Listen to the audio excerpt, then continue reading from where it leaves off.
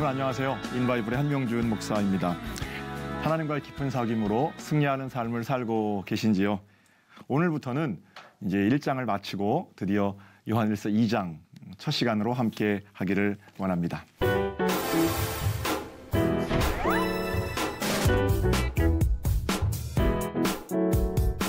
우리는 삶 속에서 크고 작은 배신들을 경험하면서 삽니다. 사랑을 베풀었는데 도리어 칼이 되어 찌르는 그런 경우도 있고요. 믿었던 사람들이 배신할 때 사람에 대한 신뢰 자체가 흔들리는 그런 경험을 하게 되죠.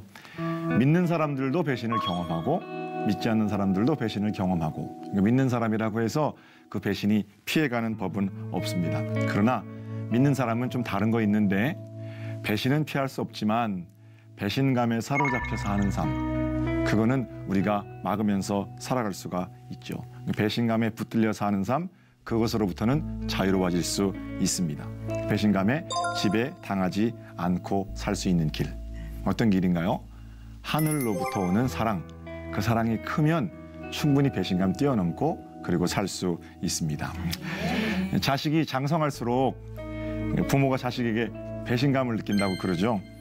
그런데 세상 모든 부모는 여전히 자식들을 사랑합니다. 배신감이 없는 게 아니고요. 자식한테 느끼는 배신감보다 자식을 향한 사랑이 언제나 크기 때문에 그렇습니다. 자식 입장에서도 마찬가지예요. 부모에게 배신감을 맛보면서도 연로한 부모를 그지없이 존경하는 이유는 부모에 대한 사랑 또는 부모님의 베풀어 주신 은혜에 대한 어떤 감동, 이런 것들이 부모가 줬던 상처보다 더 크기 때문입니다. 그러니까 사랑의 관계 속에서 배신감에 압도당하지 않고 살아갈 수가 있는 거죠. 만약에 사랑이 아니라면 서로 잘못을 저지른 부모 자식 사이는 반드시 해체되거나 또 누구보다 보기 싫은 그런 원수지간이 되어버리고 말 겁니다. 자, 이런 관점에서 죄도 마찬가지인 것 같아요. 죄에 붙들려 사는 삶, 그걸 청산하는 방법은 오직 적극적으로 사랑하며 사는 삶으로서만 가능하다라는 겁니다. 예수 그리스도로부터 우리에게 주어진 사랑, 죄는 늘 있지만 죄보다 큰 하나님의 은혜와 사랑으로 살아갈 때 비로소 우리는 사랑의 사람으로 하나님과 동행할 수가 있는 것이겠지요. 네. 요한일서 1장 우리가 10시간 동안 살펴봤는데 1장의 주제는, 큰 주제는 하나님과의 사귐이었습니다.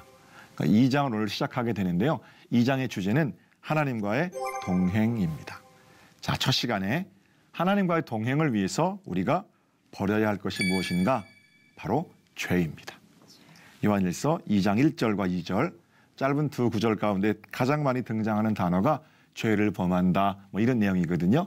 자, 본문을 한번 볼까요? 요한일서 2장 1절과 2절입니다.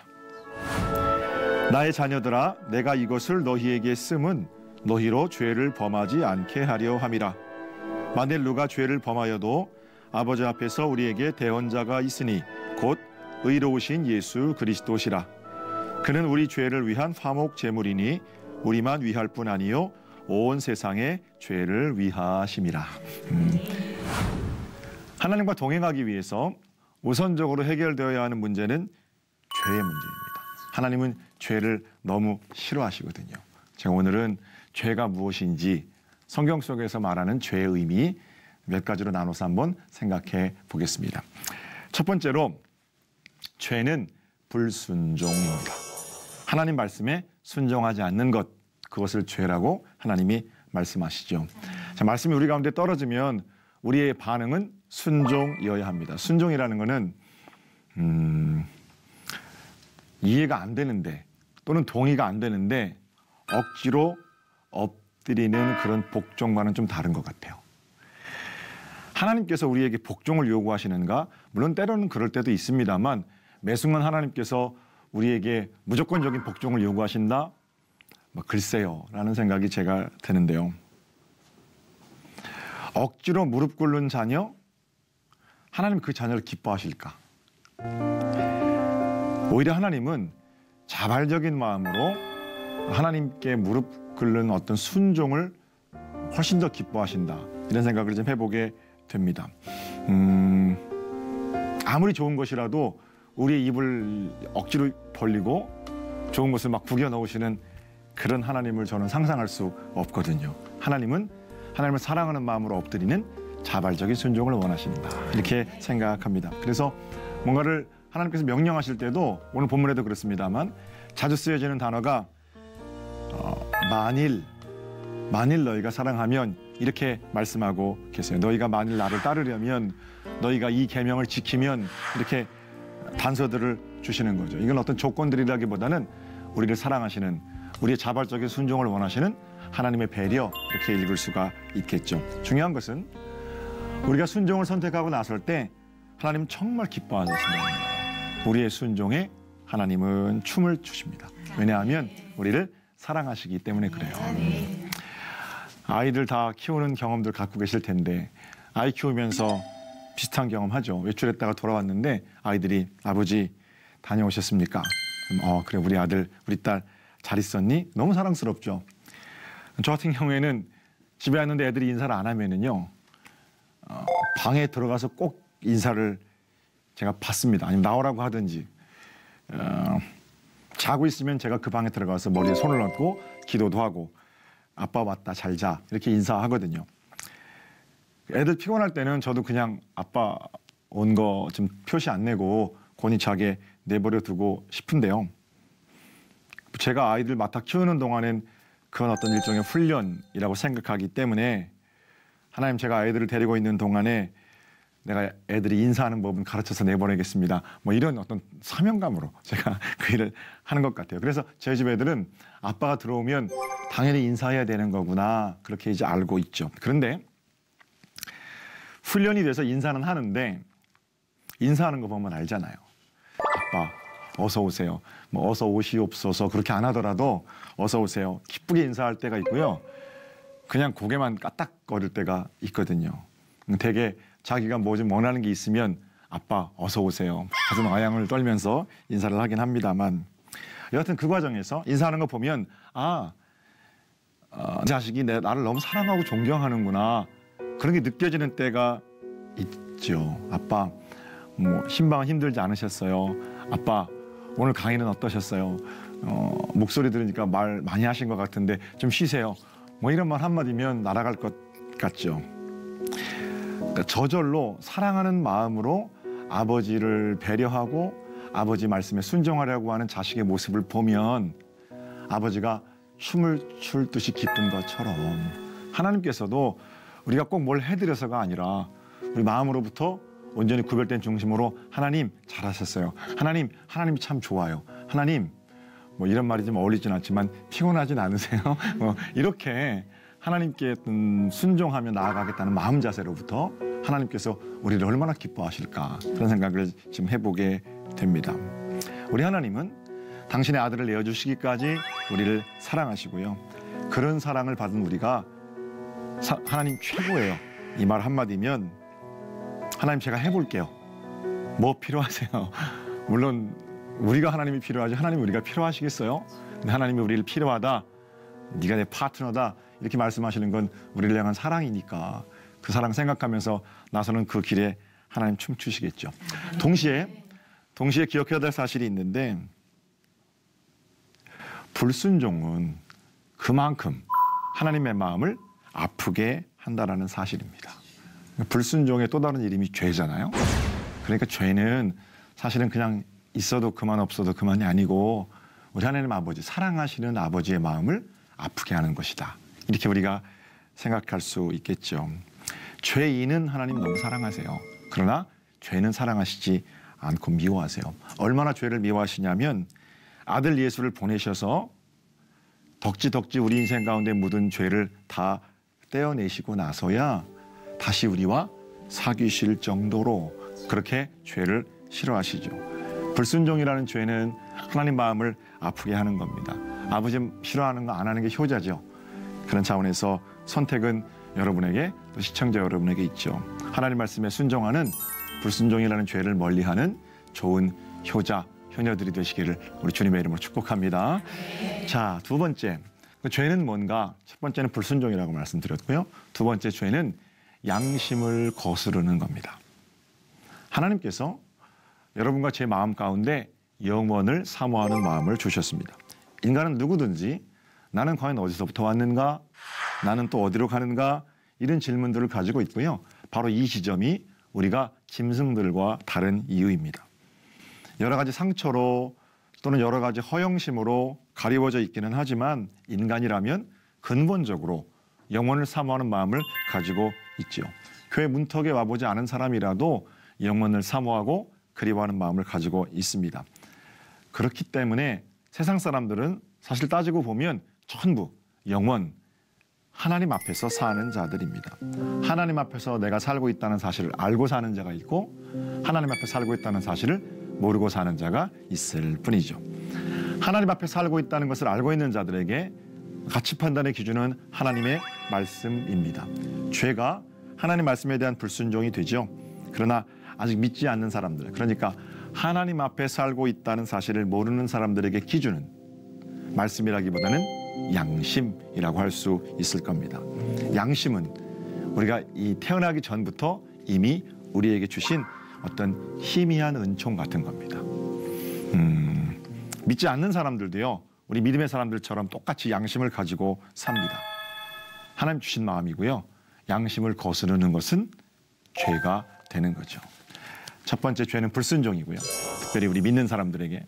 두 번째, 죄란 본래적으로 주신 희미한 은총, 양심을 거스르는 것. 그게 두 번째 죄의 모습이라면, 세 번째 죄는 여러분 잘 아시는 대로 욕망을 따라 살아가는 것입니다. 말씀에 눈이 멀고 양심의 귀를 막으면 그 사람은 욕망에 따라 살게 돼 있습니다. 아무리 화려한 것으로 포장해 주어도 추잡한 욕망은 반드시 그 포장지를 뚫고 나오게 되어 있죠. 독일에서 성장한 유태인 소년이 한 명 있었는데요. 이 소년은 자기 아버지를 진심으로 존경했습니다. 아버지는 유태인 회당에 가서 충성을 다하고 말씀을 배우고 그렇게 전형적인 유태인으로 살았습니다. 온 가족들도 아버지가 믿는 신앙 안에서 하나가 되었습니다. 그런데 이 소년이 10대가 되었을 때 가족들이 조그만 시골 마을로 이사를 하게 됩니다. 근데 그 시골 마을에는 유태인들이 얼마 되지 않아서 회당이 없었어요. 다만 그 시골 마을에 교회 하나가 있는데 루터 교회가 하나 있었거든요. 그 마을 주민 대부분이 다 루터 교회 교인이고요. 어느 날 아버지가 가족들을 모아놓고 이렇게 말합니다. 나는 그리고 우리 가족은 이제 유대교인이 아니라 루터 교인이다. 그러니까 아들이 묻는 거예요. 아빠, 이유가 뭐예요? 예, 이 마을 대부분 주민이 루터 교인인데 여기서 장사하고 돈 벌고 살려면 루터 교인이 되어야지. 그렇게 얘기를 하는 겁니다. 아들이 어떤 생각했겠어요? 아, 먹고 살려면 신앙도 마음대로 바꿔도 되는구나.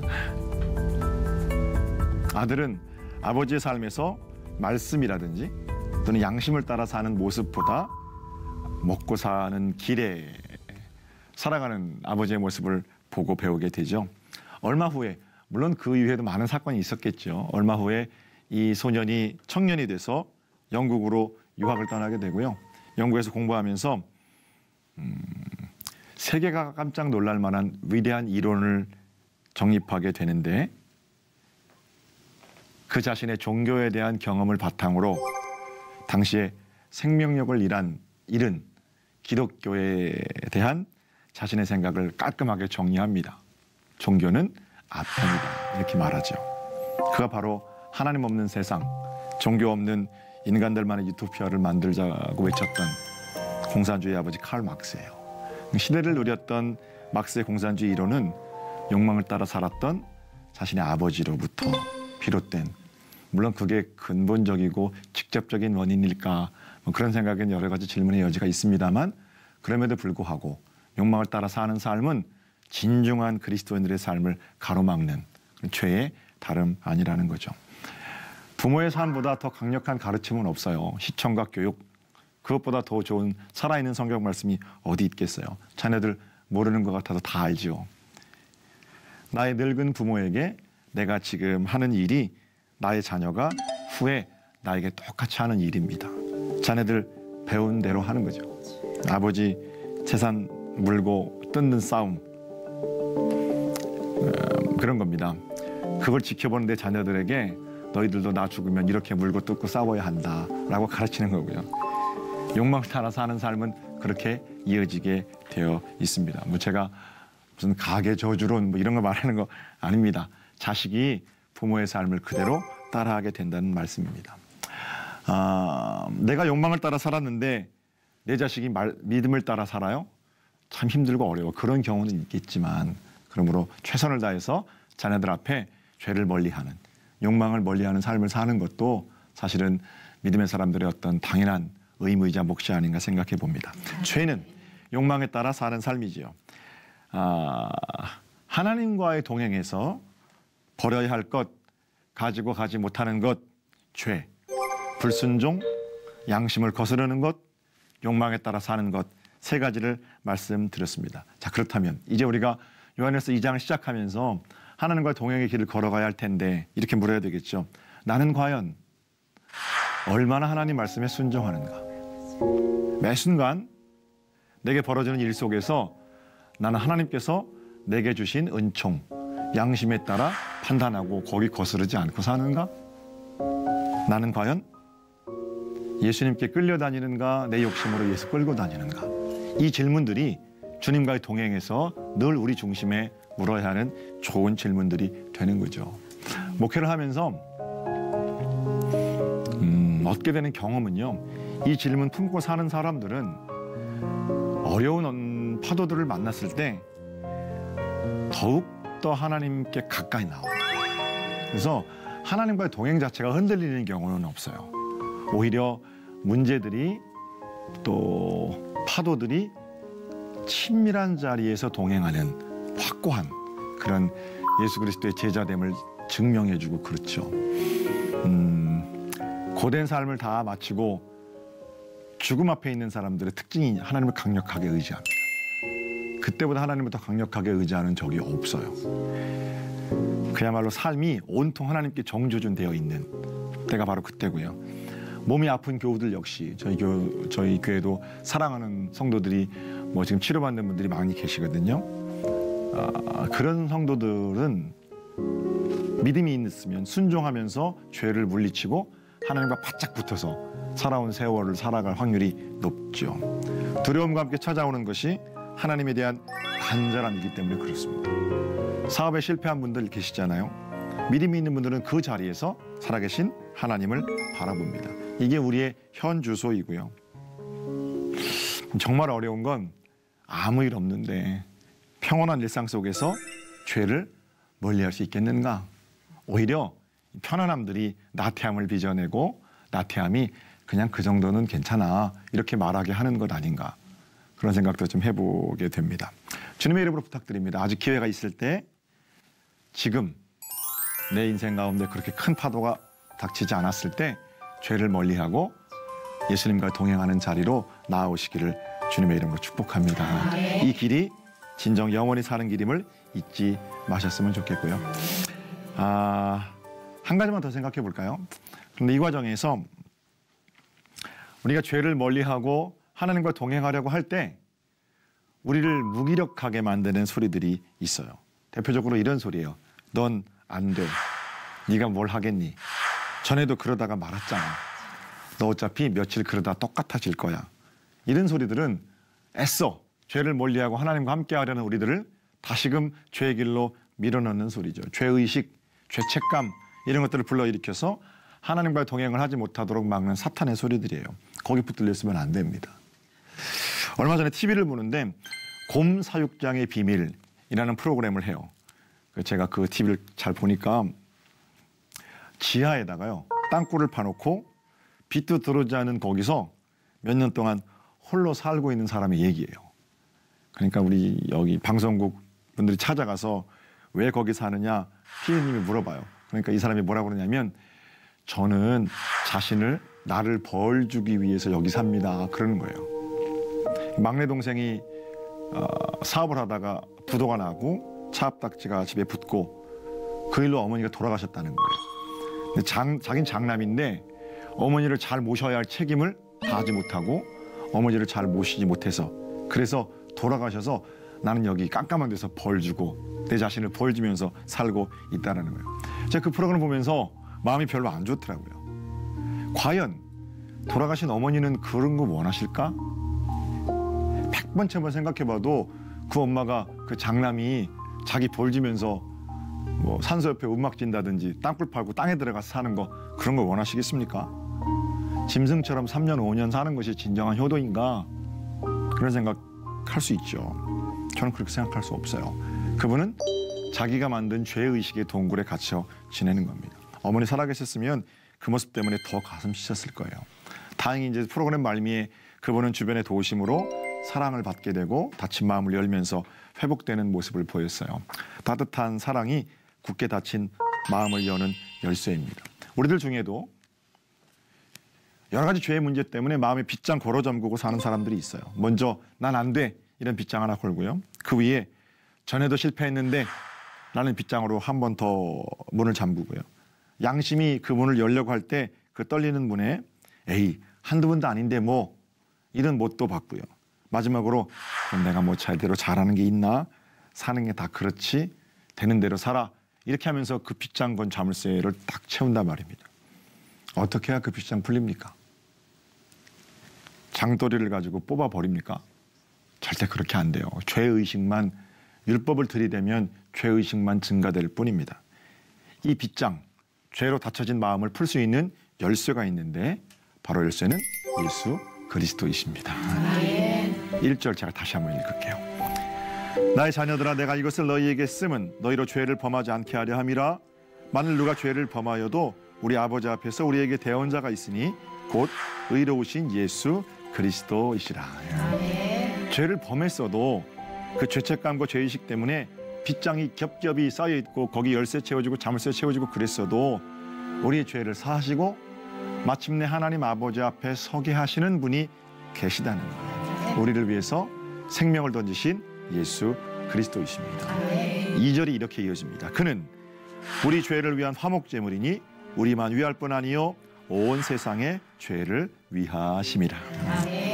각종 죄를 극복하고 하나님 앞으로 나아가서 하나님과 사귐을 갖고 그분과 동행할 수 있는 이유는, 담대히 은혜의 보좌 앞에 나아갈 수 있는 이유는 의로우신 예수 그리스도 보혈의 능력입니다. 그분의 힘을 의지해서 우리가 나서는 거죠. 그 사랑 때문에 나는 그리스도인이다. 거룩한 자존감과 소속감으로 나서게 되는 겁니다.